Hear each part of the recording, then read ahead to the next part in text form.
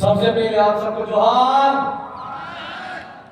अरे इतने कम है तो क्या हो गया, कम से कम आवाज में दम तो रखो। उदयपुर की नगर पालिका तक आवाज जानी चाहिए। आप सबको जय जोहार। पूरा खिलाड़ी की इस पवित्र धरती को सबसे पहले नमन। आज का जो कार्यक्रम है संविधान संरक्षण, उसमें उपस्थित सबसे पहले मंजा सिंह, हमारे पुरखे बाबा साहब भीमराव अम्बेडकर को नमन करता हूं। फातिमा शेख जी, ज्योतिबा फुले,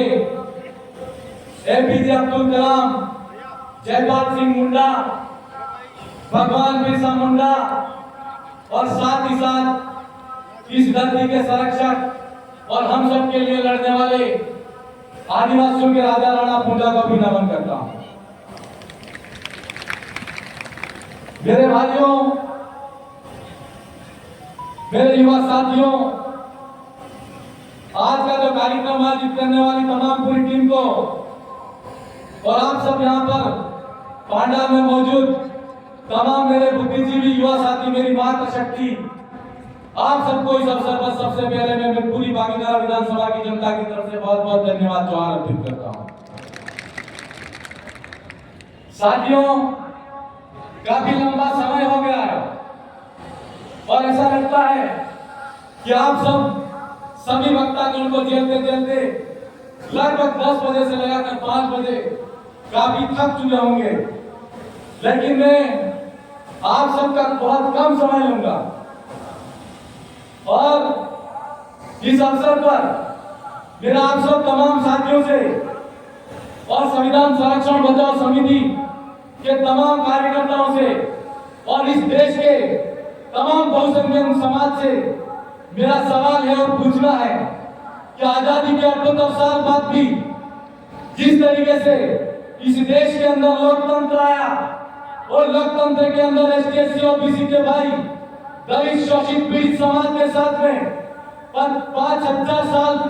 पुराना इतिहास अगर उठा के देखते हैं तो हमारे साथ में अत्याचार शोषण होता आया। उस अत्याचार शोषण से मुक्ति मिलेगी,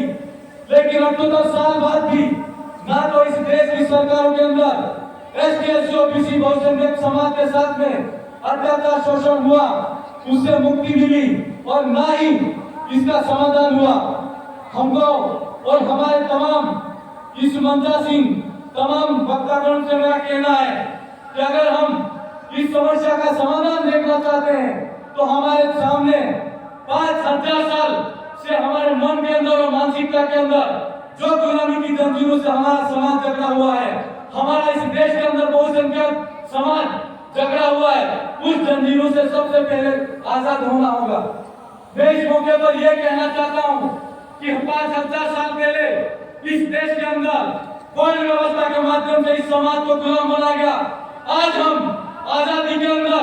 आजाद तो हो गए,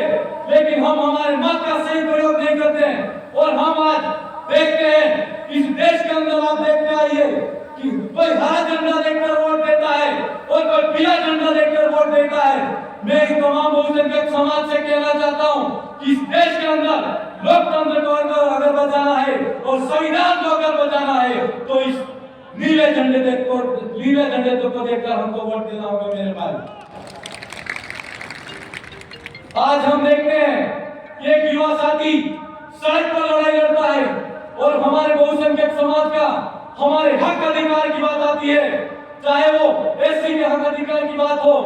या ओबीसी के हक अधिकार की बात हो या एसटी के हक अधिकार की बात हो। जिस किसी भाई को अगर संसद के अंदर भेजा जाता है, जिस किसी भाई को विधानसभा के अंदर भेजा जाता है, अगर वो वहां पर हमारे हक अधिकार की बात करता है तो अगली बार जब कभी वो समुदाय उस समाज के सामने वोट मांगने जाता है तो हमारा समाज उसको पूछता है कि तूने विकास क्या किया। मैं आप सबसे कहना चाहता हूं कि 5,000 साल से हमारे समाज के साथ में बहुसंख्यक समाज के साथ में अत्याचार शोषण होता आया। हमको लोकतंत्र के अंदर मत देकर, हमारे व्यक्ति को प्रतिनिधित्व देकर हमारी बात को बुलंद तरीके से कैसे उठाए, उसके लिए हमारे विधायक को बनाने का अधिकार मिला, हमारे सांसद बनाने का अधिकार मिला, लेकिन बदले में आज हम क्या कर रही है हमको सोचना है। इस देश के अंदर आप देख लो कि वर्तमान के अंदर शिक्षा व्यवस्था है कैसी है, प्राइवेटाइजेशन हो गया। आज अस्पताल के अंदर देख लीजिए, सरकारी अस्पतालों का हालत खराब है। सरकारें खुद प्राइवेट अस्पतालों को ये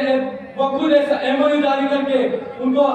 हमारा उसका सरकार का हक अधिकार देती है, और वहां पर प्राइवेट अस्पताल के अंदर हमारा जो भी गरीब वाले हो इलाज कराने जाता है, क्या उसका सही इलाज होता है? नहीं हो रहा है। आज मैं शिक्षा की बात करूं तो आप देख लीजिए कि आजादी के 78 साल बाद भी कितने भाई एससी, दलित और बहुसंख्यक समाज के जुडिशरी डिपार्टमेंट के अंदर है, कितने भाई ब्यूरोक्रेट्स के अंदर है, कितने भाई यूनिवर्सिटी के अंदर है। और हम लोगों को सोचना होगा आज बुलंद तरीके से हमारी आवाज उठाने वाले कितने ऐसे विधायक और कितने ऐसे सांसद हैं जिन लोगों को हमने विधानसभा के अंदर भेजा है और जिन लोगों को हमने संसद के अंदर भेजा है। ये सवाल हमारे सामने है मेरे भाई।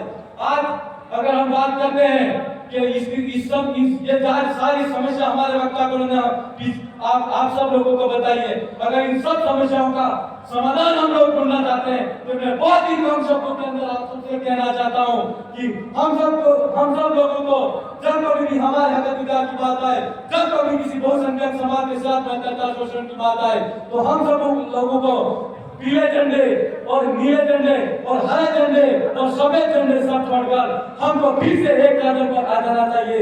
ये हमारे भीमराव अम्बेडकर की लड़ाई को फिर से जिंदा करने की बात मैं आपसे सबसे कहना चाहता हूँ। मेरे भाइयों, आप सब लोग यहाँ पर काफी लंबे समय से बैठे हो और मैं चाहता तो बहुत हूँ आप सबसे कहना, लेकिन काफी वक्त उन्होंने आप सबसे बहुत सारी बातें कही है, लेकिन मैं निश्चित तौर पर कहना चाहता हूँ कि विधायक बनने के बाद मैं इस ग्राउंड के अंदर पहली बार आया हूँ, और जब कभी भी अगला कार्यक्रम होगा निश्चित तौर पर हम और आप मिलेंगे और बहुत सारी बातें करेंगे। आप सब ने काफी वक्ताओं को सुना और यहाँ पर 5 बजे तक यहाँ पर इतना मुस्तैदी के साथ में बैठे, उसके लिए मैं आप सबको पूरी कार्यकारिणी की तरफ से, पूरे मंच की तरफ से और तमाम वक्तागण की तरफ से बहुत बहुत धन्यवाद जोहार अर्पित करते हुए मेरी बात को ये विराम देता हूँ। जय जोहार, जय संविधान, जय भीम, जय संविधान, जय भारत, आप सबकी जय। बहुत बहुत धन्यवाद। आपने